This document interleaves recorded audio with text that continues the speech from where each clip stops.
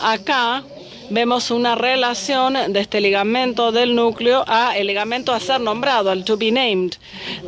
Sus conexiones a la dura madre espinal en el área de C1, C2.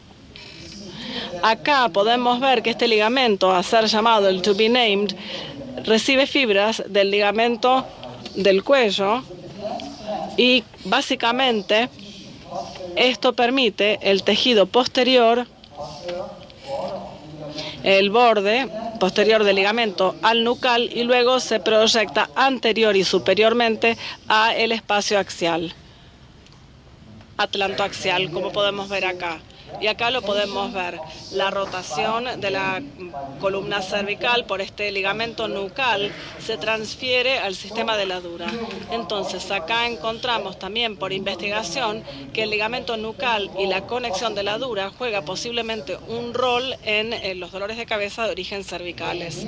Nuevamente acá podemos tratar con mucha frecuencia, si presionamos puntos en donde hay sensibilidad a la presión y hay generación de dolor, podemos tratar movilizando lateralmente el ligamento nucal y hacer una contrarrotación de la cabeza en relación con el área dolorosa que hayamos encontrado. Y luego acá este puente miodural tan popular, el MDB. En los últimos años hemos tenido investigación nueva y nuevos conceptos, nuevos hallazgos. Desde bastante tiempo se sabe que el recto del carpo posterior menor está vinculado con el sistema de la dura, y también el oblicuo cráneo inferior y el recto posterior mayor también está vinculado con el sistema de la dura. Tal vez lo vamos a ver más en detalle. Si lo queremos liberar, tenemos que analizar la anatomía topográfica para tener una buena idea mental y para poder tener como mínimo la posibilidad de poder llegar al lugar en donde deseamos querer llegar. Primero tenemos la conexión entre el recto posterior menor, la parte posterior del sistema de la dura madre, y acá podemos ver el número 2, en donde está la parte ventral.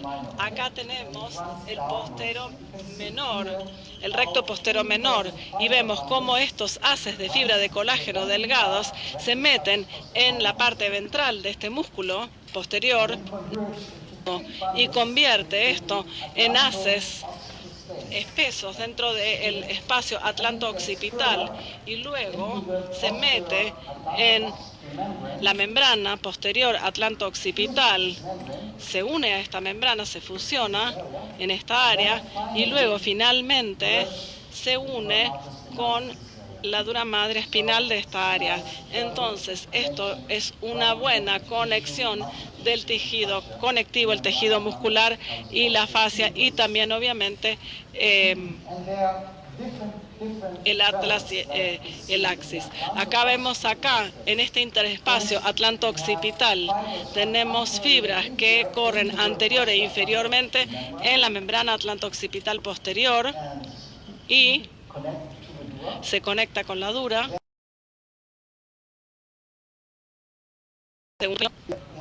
Acá tenemos esta conexión directa de la dura al músculo, y luego tenemos este recorrido que va hacia anterior, no sé dónde lo tengo, hacia anterior de C1 y se conecta con la dura. Básicamente tenemos tres áreas en donde hay conexión con la dura, y cada área es diferente desde la calidad cuando hablamos de la palpación. Entonces, acá estos puentes miodurales que van hacia el interespacio atlantoaxial C1 y C2, tenemos fibras densas, como acá, del recto posterior de la cabeza, menor y mayor. Básicamente unimos los tres en su conjunto y ingresamos al espacio e ingresamos a este ligamento ventral dural, y finalmente se conecta con la dura, como podemos ver acá. Esto es realmente nuevo. No sabíamos que había una fusión conjunta, básicamente, de estos tres músculos en esta área. Acá nuevamente podemos ver el recto posterior menor de la cabeza, en el área superior el atlanto occipital, y este puente. Acá tenemos el recto posterior menor, el mayor, el oblicuo craneano inferior, y acá podemos ver cómo el recto posterior de la cabeza menor se une al área atlanto-occipital y finalmente se une en conjunto con el recto posterior de la cabeza mayor y el oblicuo craneal inferior. Hicieron buena investigación con respecto a la función, distintas hipótesis que se han vertido a partir de los trabajos anatómicos. Uno tiene que ver con prevenir el plegamiento de la dura madre espinal durante la extensión de la médula espinal. Esto puede ser disfuncional y puede llegar a generar ciertos síntomas. Tiene cierta función propioceptiva. Obviamente sabemos que hay muchísimas células propioceptivas en las áreas superiores de los músculos más pequeños.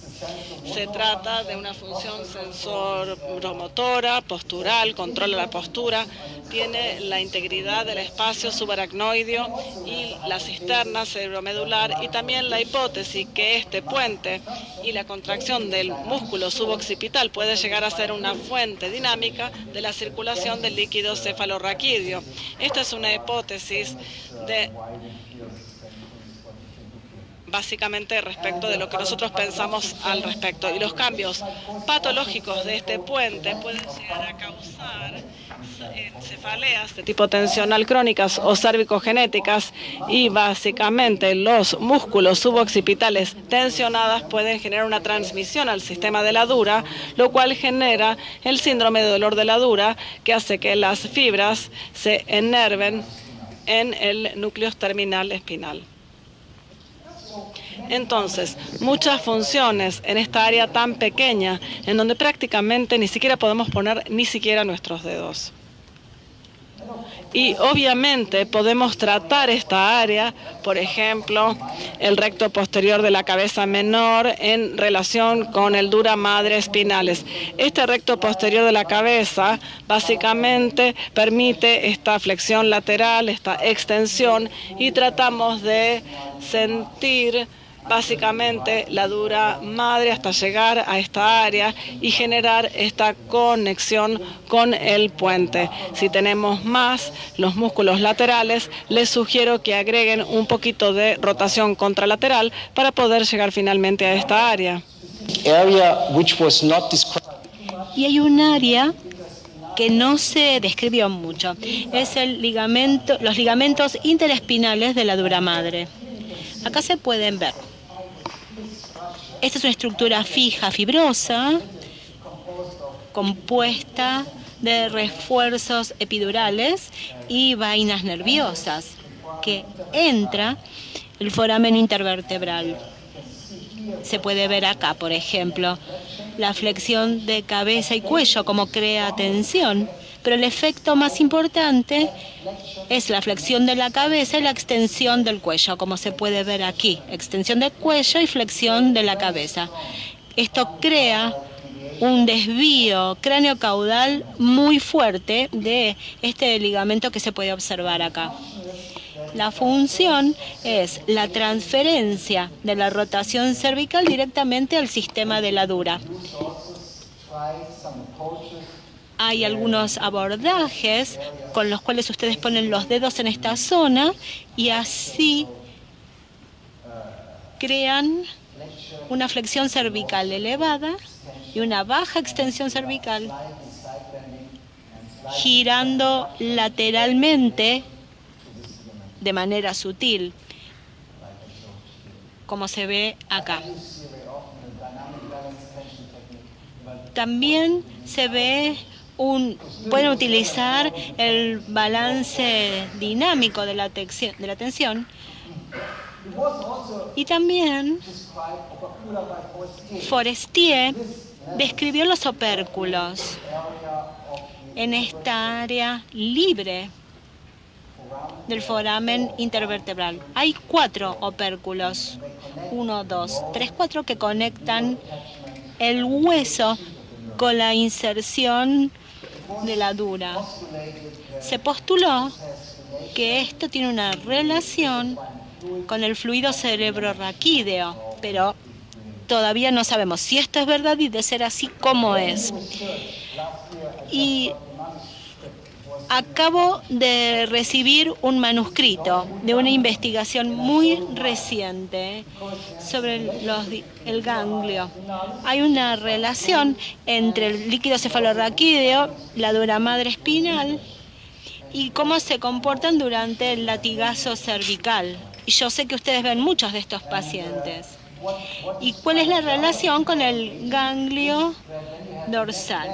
Cuando tenemos una flexión de cuello, hay un cambio en el volumen del canal espinal. Hay cambios de presión, también en el sistema de la dura madre, en la sangre venosa y en el interior de la dura madre, en el líquido cefalorraquídeo que contiene.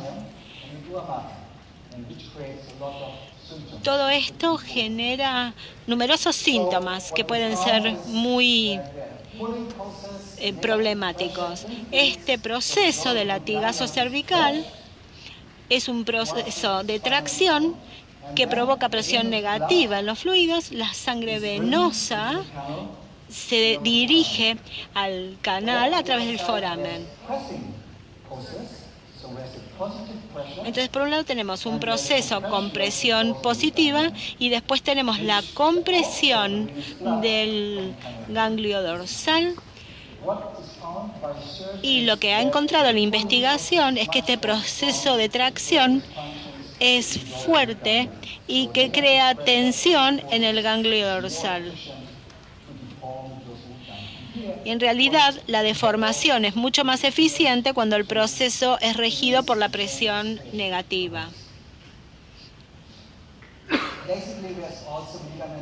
También tenemos el ligamento flavo en la zona de C1, C2. También se ve en C2, C3 y en C7, T1. Cuando este ligamento no está, la columna se desplaza hacia adelante anteriormente y causa síntomas neuropáticos. Aquí podemos liberar esta zona. Por una cuestión de tiempo no puedo explicar la técnica con detalle, pero si ustedes conocen de anatomía, ustedes pueden inventar su propia técnica.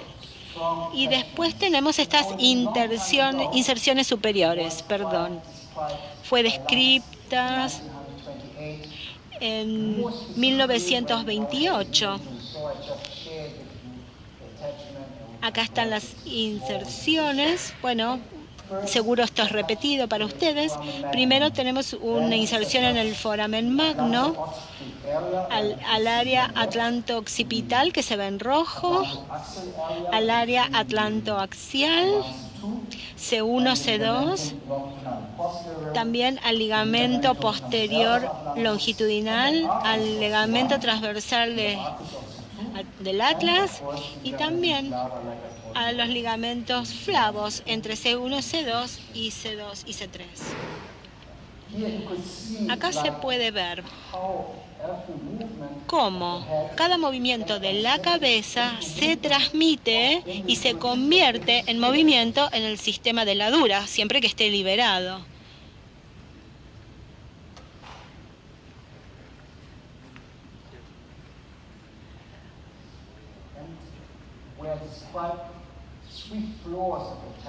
Tenemos 3 pisos de inserción, el primero, el segundo y el tercero.